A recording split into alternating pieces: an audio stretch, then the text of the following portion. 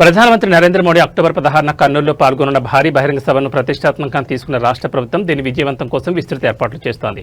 ఈ సభకు జన సమీకరణ ఏర్పాట్ల పర్యవేక్షణ నిమిత్తం ఏకంగా 10 మంది మంత్రులు కర్నూలులోనే మకాం వేశారు. ఏపీ బీజేపీ అధ్యక్షుడు మాధవ్ ఏర్పాట్లను పరిశీలించారు. సభా ప్రాంగణంలో ప్రజలకు ఎటువంటి అసౌకర్యం కలగకుండా అన్ని ఏర్పాట్లను దగ్గరుండి చూసుకునేందుకు మంత్రుల బృందం అధికారులతో నిరంతరం సమీక్షలు నిర్వహిస్తోంది. ప్రధాని పర్యటన నేపథ్యంలో భద్రతా చర్యలను మరింత కట్టుదిట్టం చేశారు. సభకు హాజరయ్యే ప్రజల రక్షణను, ప్రధాని భద్రతను దృష్టిలో ఉంచుకుని దాదాపు 7,500 మంది పోలీసు బలగాలతో భారీ బందోబస్తు ఏర్పాటు చేయనున్నారు. ప్రధాని పర్యటించే మార్గాలు, సభా ప్రాంతంలో నిఘా పెంచేందుకు 200 సీసీ కెమెరాలను ఏర్పాటు చేశారు. అత్యంత కట్టుదిట్టమైన భద్రతా వలయాన్ని నిర్మిస్తూ నేటి నుంచి సభ ముగిసే వరకు డ్రోన్ల ఎగరవేతపై ఆయా ప్రాంతాల్లో నిషేధం విధించారు. ప్రధాని మోడీ ప్రసంగాన్ని వినేందుకు లక్షలాది మంది ప్రజలు హాజరవుతారని అంచనా వేస్తున్నారు. మన ప్రియతమ ప్రధాని నరేంద్ర మోడీ గారు కర్నూలు రావటం అంటే యావత్ రాయలసీమ అంతా కూడా ప్రజలందరూ కూడా హర్షాతిరేకాలుగా స్వాగతం పలకాలి అని చెప్పి ఆలోచన. కేవలం కూటమి సంబంధించిన పార్టీలే కాకుండా ప్రజలు కూడా పెద్ద ఎత్తున ఈ యొక్క కార్యక్రమానికి రావాలని చెప్పి ఉత్సాహాన్ని చూపించిన నేపథ్యం కనిపిస్తుంది.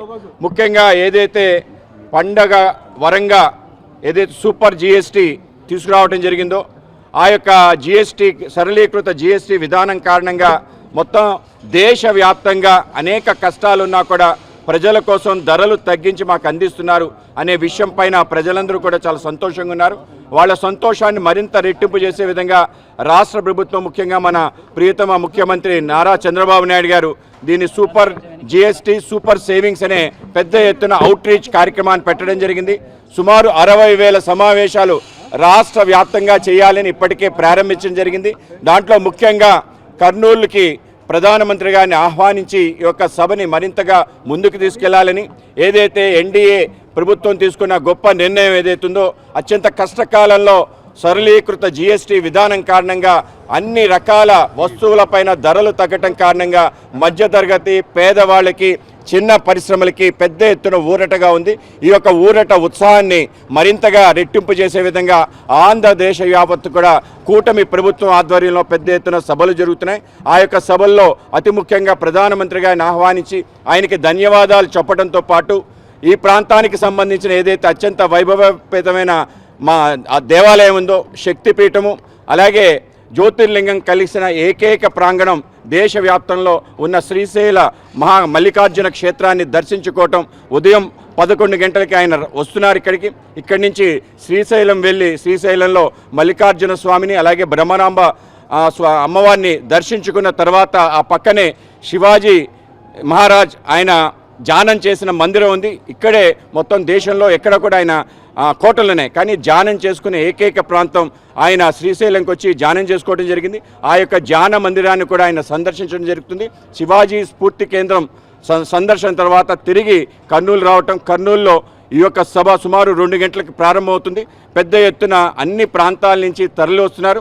కర్నూలు సంబంధించిన అన్ని అసెంబ్లీస్తో పాటు నంద్యాల నుంచి కూడా అన్ని అసెంబ్లీస్ కూడా పెద్ద ఎత్తున ప్రజలు తరలడానికి అన్ని రకాల సౌకర్యాలు ఏర్పాట్లు చేయడం జరిగింది. ఎటువంటి అసౌకర్యం లేకుండా మొత్తం కూటమి సంబంధించిన నాయకులందరూ కూడా పని విభజన చేసుకోవడం జరిగింది.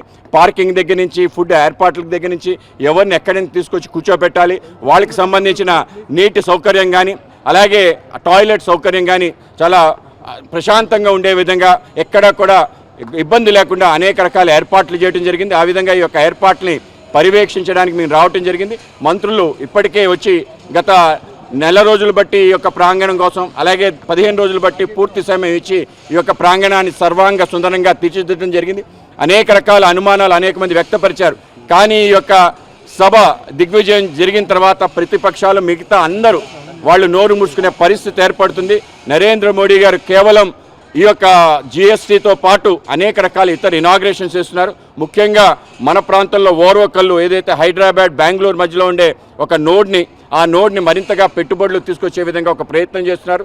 దాంట్లో ఇది ఒక డిఫెన్స్ క్లస్టర్గా కూడా పెట్టడం జరిగింది. దాంట్లో భాగంగా డ్రోన్ సంబంధించిన ఏదైతే ఇన్స్టిట్యూట్ ఇక్కడ రాబోతుందో మరింతగా అనేక రకాల ఇన్వెస్ట్మెంట్స్ రావడానికి ఇది దోహదపడుతుంది. ఎన్డీఏ ప్రభుత్వం వచ్చిన తర్వాత దేశంలో అన్నిటికన్నా ఆంధ్రప్రదేశ్ డబుల్ ఇంజన్ సర్కార్ ఏ విధంగా పనిచేస్తుందని దానికి నమూనానే ఈరోజు నరేంద్ర మోడీ గారు స్వయంగా ఈ ప్రాంతానికి రావటం. గతంలో విశాఖపట్నం వచ్చి అనేక రకాల ఇనాగ్రేషన్ చేయడం జరిగింది. సుమారు 3 లక్షల కోట్ల రూపాయలు పెట్టుబడులు పెట్టి అనేక రకాల పరిశ్రమలు తీసుకురావడం జరిగింది. ఇవాళ ఈ యొక్క సభ కూడా రాయలసీమ ప్రాంతానికి సంబంధించి అనేక రకాల ఇన్వెస్ట్మెంట్స్తో పాటు ఏదైతే అతి ముఖ్యంగా జిఎస్టీ మనం విధానాన్ని కొత్త సరళీకృత జిఎస్టీ విధానాన్ని తీసుకురావడం ప్రజలందరూ కూడా స్వాగతం పలుకుతున్న సందర్భంలో రాష్ట్ర ప్రభుత్వం పెద్ద ఎత్తున ప్రతిష్టాత్మకంగా తీసుకున్న సూపర్ జిఎస్టీ సూపర్ సేవింగ్స్ అనే ఈ యొక్క గొప్ప భారీ బహిరంగ సభలో దాన్ని ముందుకు తీసుకెళ్ళడానికి అన్ని రకాల ప్రాంతాలు అన్ని వర్గాలకి ఈ యొక్క ఫలితాలు వెళ్ళాలని చెప్పి అవి సక్రమంగా అమలు అవ్వాలని చెప్పి కూటమి ప్రభుత్వం నిర్ణయించింది. ఆ విధంగా ఈ సభలో అందరూ కూటమి సంబంధించిన అందరూ ముఖ్య నాయకులు కూడా పార్టిసిపేట్ చేస్తారు. ఒక ఉత్సాహవంతమైన వాతావరణం రాష్ట్ర వ్యాప్తంగా నెలకొంది. ఈ యొక్క ప్రభుత్వం పైన ఏదైతే విశ్వాసాన్ని నమ్మకాన్ని ప్రజలు పెట్టుకున్నారో దాన్ని మరింతగా ముందుకు తీసుకెళ్ళడానికి ఈ సభ దోహదపడుతుందని మా అభిప్రాయం.